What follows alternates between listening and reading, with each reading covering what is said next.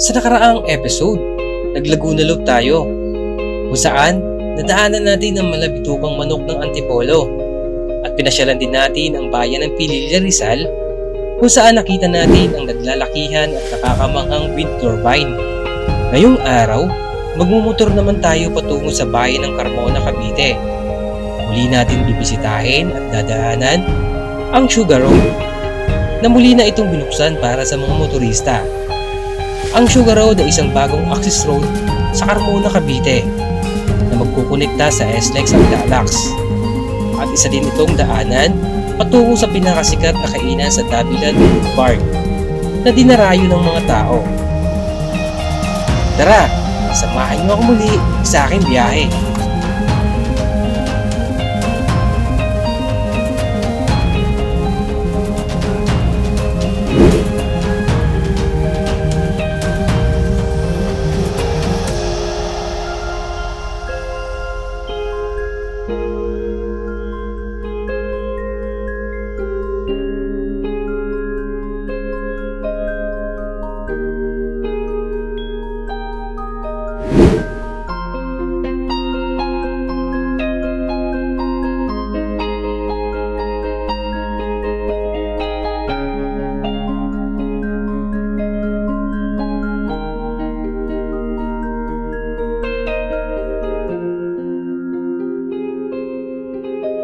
Okay mga kamotivation, nandito na tayo ngayon sa may Southwoods. Muli natin babalikan yung Sugar Road dahil nga dati ginagawa yon, kaya hindi tayo makatagos doon papunta sa may Davilan Trail tapos papunta sa may Davilan Food Park. Ang ginagawa natin, umiikot tayo doon sa may private property sa may Canyon Ranch, yung sa karerahan ng kabayo dati sa may Manila Jockey. So ngayon open na tong Sugar Road na public road o service road na pwedeng daanan ng kahit sino dahil para sa public. Doon kasi sa dinadaanan natin before, pag napunta tayo ng Davilan, pumapasok tayo doon, pero private property yun. Ina-allowed lang siya dahil nga ginagawa yung kalsada dito sa may Sugar Road. Ngayon muli natin bibisitahin yung kalsada na to, kung gaano na siya kaganda, kung ano na yung status, dahil malaking tulong to na kalsada sa mga pupunta ng Silang Cavite o kaya Tagaytay. So gagawin natin, dediretso tayo dito. So pag kumanan kasi tayo dito, papunta yan ng ito yung Governor's Drive yung sa kanan. Yung pakaliwa naman, papunta yan ng Binyan, Laguna. So dito kasi pwede naman dyan doon sa may kanto sa pinapasukan natin dati sa may Aera na subdivision na tayo, private property. Kaso hindi na tayo pwede ngayon doon dahil bukas na tong Sugar Road. So i-update ko kayo mga motivation. Ipapakita natin dito kasi malaking tulong tong kalsada na to sa may Sugar Road, lalo na pagpupunta kayo ng Davilan Food Park. Okay, nasa stoplight nga lang tayo, antay lang natin mag-go. Okay mga motivation, go na. Meron natin nahuli dito, nagmamakaawa. Ayan o. Okay mga motivation, dito na tayo sa Sugar Road. Tingnan natin kung ano yung update. Kasi before, dumaan ako dito nung ginagawa yung kalsada 9 months ago dito sa may Sugar Road, sa may Carmona, Cavite. Rough road yun dati. Ngayon, tingnan natin, sabi ay bukas na daw. Tingnan natin kung passable na siya sa mga sasakyan.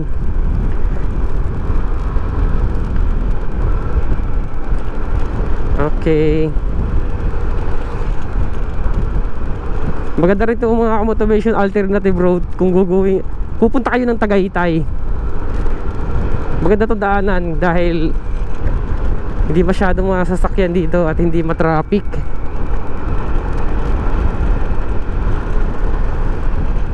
Yan, dito tayo.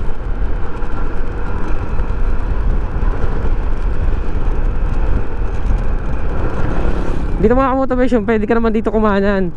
Kaso lang, makitid ang kalsada dyan, maliit, makipot. Papunta yan doon sa private property. sa may Canyon Ranch, Canyonara o Canyon Ranch, di ko na matanda. Ito na mga motivation, oh. Wow. Oh, open na. Dati kasi sarado to hanggang dito. Yan, makikita natin dito mga motivation, oh. Oh, bukas na siya. Yung tulay na lang ang pinapalaki. Ito, oh. Pinapalapad na lang yung tulay. Yan, oh. Pero passable na siya mga motivation sa mga sasakyan. Wow. Ayan, oh. Pagdating dito, ang ganda, oh, laki. Dito, oh. Dito mga motivation sa taas, yan yung ano, Manila Jockey, yung karerahan ng kabayo dito. Okay pa yun. Okay na pala. Ang laki, oh. 4 lane siya mga motivation pagdating dito. Yun nga lang sa dinaanan natin sa may tulay, hindi pa siya 4 lane dahil pinapalapad pa yung tulay.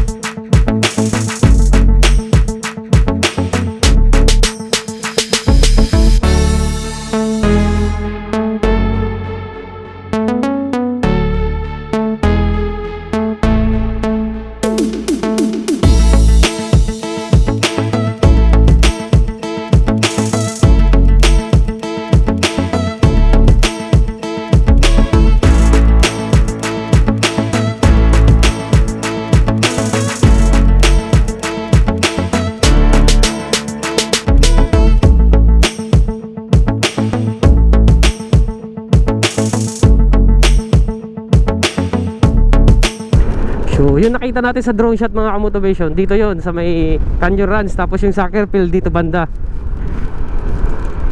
Before, dito tayo tumatagos, lumalabas pag galing tayo dito sa may loob, sa may Manila Jockey, yung dating karerahan ng kabayo, dito tayo lumalabas.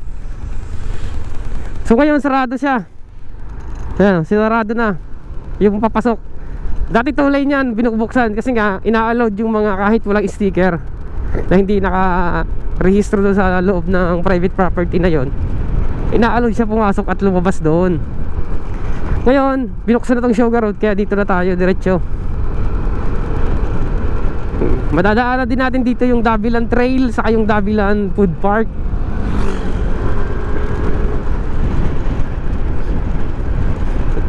Pagkahapon napakaraming tao dito sa may Davilan, lalo sa may food park, dahil dinarayo tong food park dito. Ngayon kasi medyo maaga pa, kaya kunti pala yung tao dyan. Sa hapon napakarami. Yan, dito na tayo mga motivation. Yan, pag dinaretso natin yan, Davilan Food Park yan. Sinarado na ata, oh. Sinarado ng mga motivation. Basahin natin, Ayan, oh, nakalagay. Ipinapabatid sa pamahalaang lungsod ng Carmona na simula Sabado, November 11, 2023 ay sasara na ang Davilan Food Trail upang may pagpatuloy ang proyekto sa nasabing daanan at masimulan ang pagpasaayos nito. Mahigpit na ipinagbabawal na magsagawa ng anumang aktibidad dito gaya ng biking, jogging, picnic at iba pa. Pinapaalahanan ng lahat na ang Davilan ay isang pampublikong daanan at isang major thoroughfare na naglalayong mapabilis ang trapiko sa ating lungsod. Maraming salamat po. Inaasahan po ang iyong pag-unawa. Okay mga ka-motivation, ito yung Davilan Food Park. Sarado na siya simula po nung November 11. So yun mga ka-motivation, napatigil mo lang ako dito sa may tulay, dito sa may Davilan Food Park dahil sarado na siya, oh. Ngayon may nakita ko dito nagte-training pala to. Ayan, oh. Nakikita natin sa baba ng tulay, nagte-training siya. Yan pala yung training ng mga naglilinis ng salamin sa mga building. Yung tinanong ko yung dalawa ditong masid sa taas din na para sa training pala yan ng rappelling kung tawagin. Ala, yan pala yun mga ka-motivation, oh. Ganyan ang training nila kung paano sila umakyat sa mga building. Kasi sabi niya yung paglilinis doon ng mga windows sa building, yan yun, yung pag-akyat nila. Oh, grabe, buhay din talaga.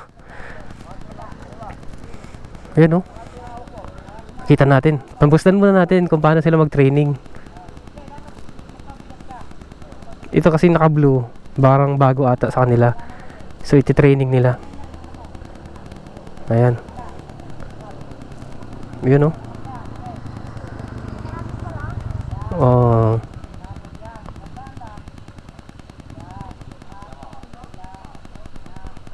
Galing, ah. Walang gloves, no? Nakatakot yan. Sakit yan sa kamay.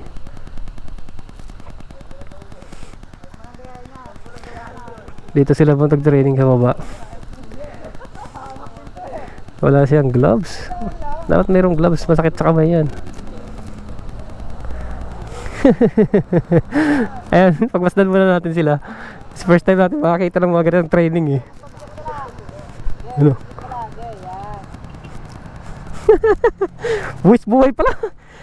Naglilinis kayo ng mga salamin sa building. Lahat po ng sa building, labas. Sa outside kayo ng building. Patakot pala yan. Sanayan lang siya. Sanayan lang, lalo pag sobrang taas na. Ano pinakamataas nyo na building na naanuhan? Ayat naman yung pinakamataas ng Pilipinas. Yeah, pinakamataas ng building ng Pilipinas. Meron namin dito. Ngayon, sa Ayala kami, Ayala 1. Ayala? Grabe pala. Ayala 1. Hindi niya masakit sa kamay, walang gloves? Hindi. Pag training ka siya, dapat ramdam mo lahat bago ka na equipment. Kailangan maramdaman mo talaga yung sakit. Hindi, para alam mo rin po yung mga gagawin mo. Paano ka mahirapan. Paano mo maanan mo. Kaya okay lang na wala silang gloves. Pero pag sa actual na, Actual na po, pag gagawa na po, complete na po sila. kompleto na. Kumbaga pinaparamdam muna kung paano Para alam na nila, ito masakit pala to, kailangan ko ng ganito. Ngayon, masakit yung kamay niya. Pag nasa equipment na siya, kailangan ko ng gloves, masakit yung kamay ko kakahiga. Kailangan ko ng pantalon, nakagastis yung ko. Alam na nila. Para kung sakaling may ma-encounter sila na problema, alam nila yung gagamitin, no? Kaya pala.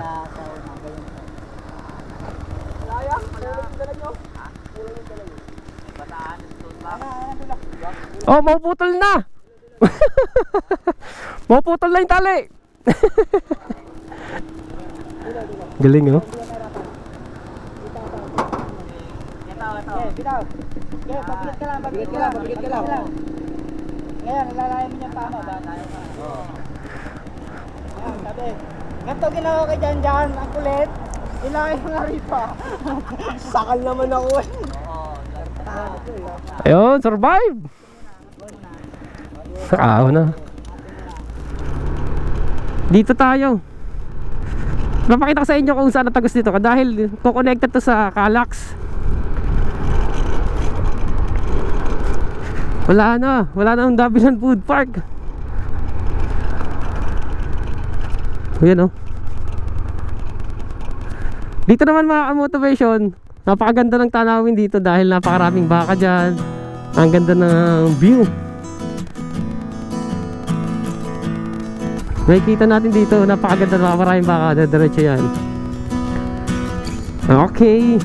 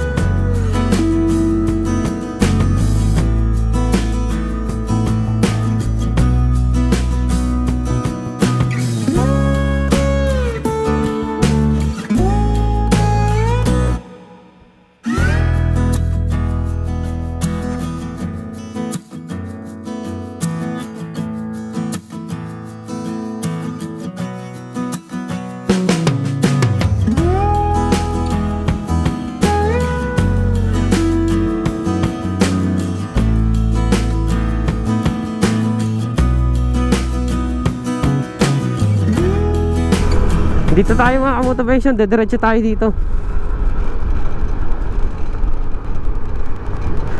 Ito naman yung tinatawag na Dabilan Ahon dahil napaka-ahon na kalsada na to.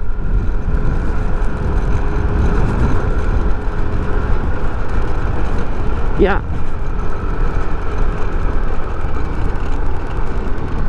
Dito mga motivation.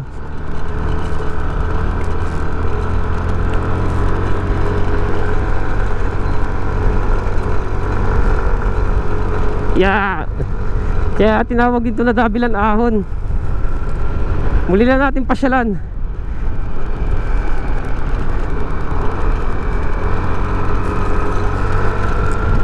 Yeah.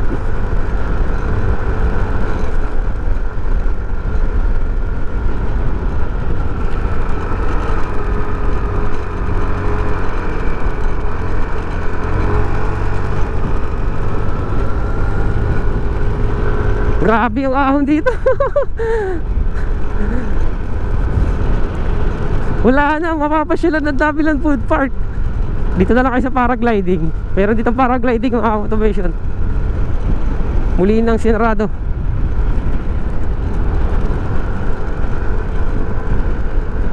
Eto mga motivation, oh, paragliding. Diyan na lang kayo.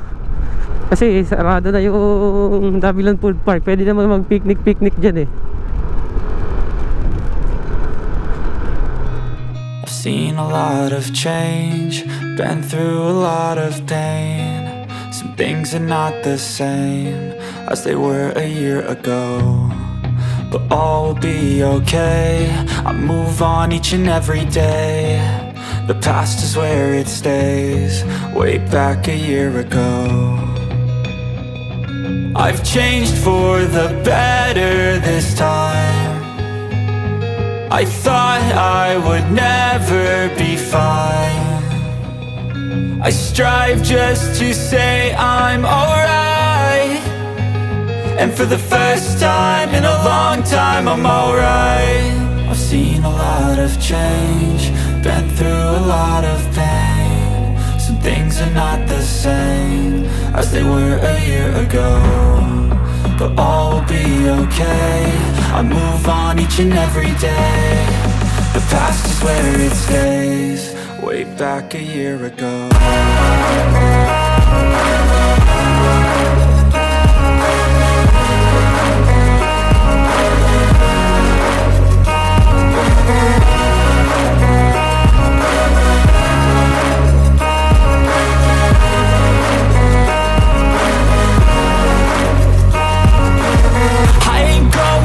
I'm not falling, I'll push all my chips and call all in. I'll bet on myself, you keep stalling. I hear destiny and it's calling. I'll keep my head up high through the downs and lows, and we're all going live, still nobody knows.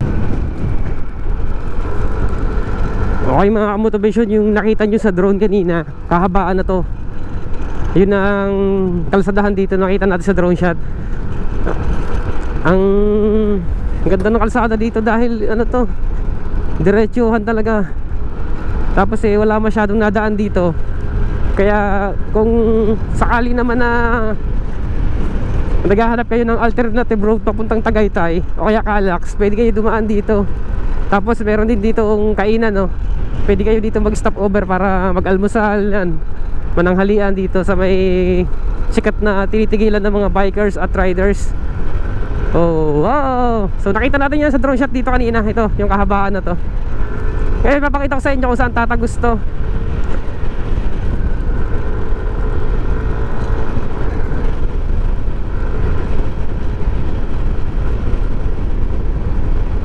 Makikita natin dito. Ayan.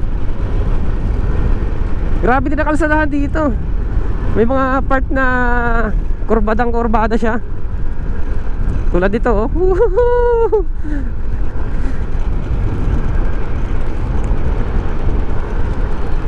Yeah!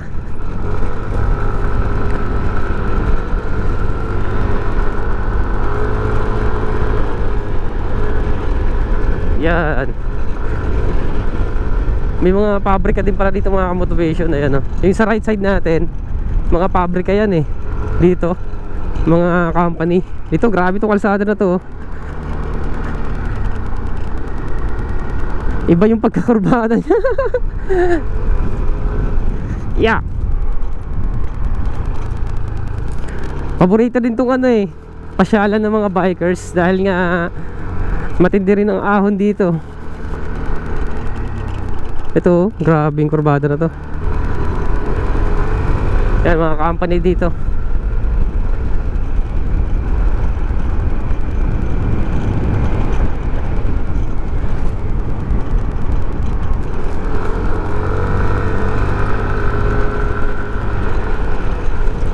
Dito mga motivation.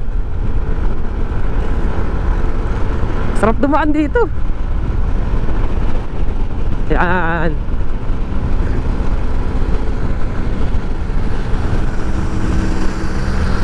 Wow.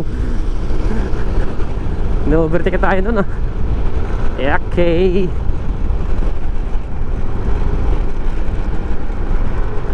Dito na mga motivation.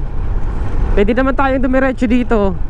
May daan din dyan. Kasi dati dyan ako dumaan. Ito pala yung pinaka-entrance ng ano, pabrika. Cavite Light Industrial Park. Ito mga motivation, pwede rin tayong tumumbok dito. Diretso dyan. Tapos pagdating sa kanto, papunta kayo ng kaliwa. Dito tayo. Kasi hindi ko pa nadaanan to eh. Yan.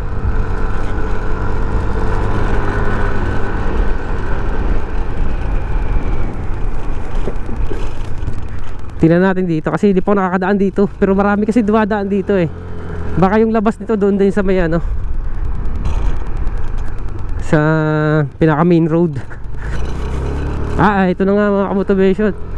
Pagdating naman dito sa kanto, kakaliwa na dito. Papunta na to ng ano, Tagaytay. Silang may exit din dyan. Papasok din dyan papuntang ano, Calax. Eto, yan. Kaliwa tayo dito. Ngayon, ituturo ko sa inyo mga motivation naman kung gusto nyo mag-expressway. Dito sa unahan yung papasok ng Calax. Ayan. Diretsuhin na natin to. Pwede na natin to tumbukin ng Patagaytay. Ito mga motivation. Malapit na tayo. Ito. Kakaliwa na dito. Papasok na yan ng Calax. Ayan o, may signage naman. Pag kumaliwa kayo dyan, pagka expressway kayo dadaan, going to Santa Rosa, Binyan, yan, Calax. Pag tumumbok tayo dito, Silang Proper. Yan, dire-diretso na to, papuntang Tagaytay. Ito. Yan, papunta na yung Calax yan. Pag dito naman, tumbok na to ng Tagaytay. Yan.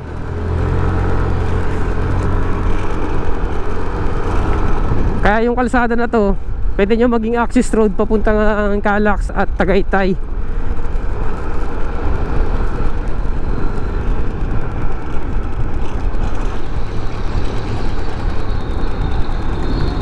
Siguro mga motivation, dito ko tatapusin na lang yung vlog ko. Gusto ko lang ipakita sa inyo dito yung underpass. Yung underpass ng Calax. Tingnan natin. Kasi meron ditong tunnel na maliit. Pakita ko sa inyo. Dito sa unahan. So ongoing construction dito banda. Pinapaganda yung kalsada dahil nga malubak na siya. Okay mga motivation, papakita ko sa inyo hanggang dulo ng paglagpas natin ng ano, underpass dito. Yung maliit na tunnel. Yan, dito mga motivation. Paglusong natin dito, yan sa taas na yan, yung may bakod na yan banda, yan na yung expressway, yung Calax. Yung din sa taas, yung may uka na yun na lupa. So makikita yan dito banda. Ito mga motivation na expressway oh, nadadaanan na siya oh. Ayan oh. Wow. Ito sa taas ng tunnel. Ayan oh. Di tayo makapasok dyan kasi di naman tayo pang expressway. Napanood ko kasi sa balita na alam ko libre pa yung toll pay dyan, pero di ko alam kung hanggang kailan o may bayad na sa ngayon. Ito sa taas, ito na yung Calax. Yan. Dito tayo, hanggang dito ipapakita ko sa inyo.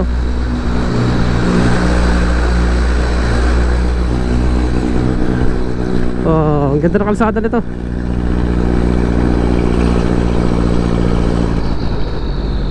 Okay.